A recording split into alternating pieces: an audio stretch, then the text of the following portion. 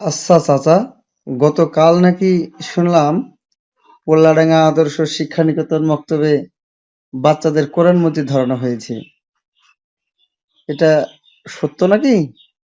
ওই পোল্লাডাঙ্গা আদর্শ শিক্ষা নিকেতন মক্তবে কোরআন পড়া হয় নাকি?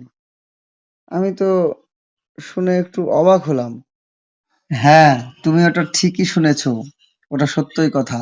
গতকাল পোল্লাডাঙ্গা আদর্শ শিক্ষা নিকেতন মক্তবে ৬ জন বাচ্চাকে কোরআন মজিদ ধরানো হয়েছে। তার মধ্যে ৩ জন ছেলে, ৩ জন মেয়ে।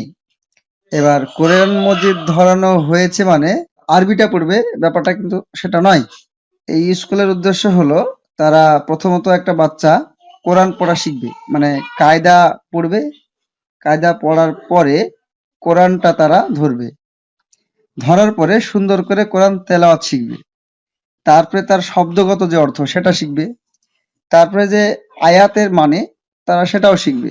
মানে ধরুন আমরা যেমন ইংরেজি পড়ি আর কি, ইংরেজি পড়ার পরে যেভাবে আমরা বাংলাটাকে পড়ি, ঠিক ওইভাবেই তারা কোরআন একে একে পড়বে, তার মানেটাও তারা ওইভাবেই শিখবে।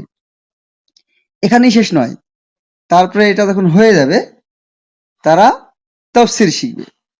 তার মানে কি হলো যে প্রথমত তারা কায়দাটা পড়লো, কোরআন মজিদ ধরলো, তারপর সুন্দর তেলাওয়াত শিখলো, তারপর শব্দগত অর্থ শিখলো, তার আয়াতের অর্থ সেটা শিখলো, তারপরে তাফসীর শিখলো। তাফসীর শিখার পরে তারা ওই তফসিরটাকে সুন্দর করে বিশ্লেষণ করাও শিখবে। এই মূলত এই পোল্লাডাঙ্গা আদর্শ শিক্ষা নিকেতন মক্তবের উদ্দেশ্য। আর এই উদ্দেশ্যকে সামনে রেখেই তারা গুটি গুটি পায়ে এগিয়ে চলছে।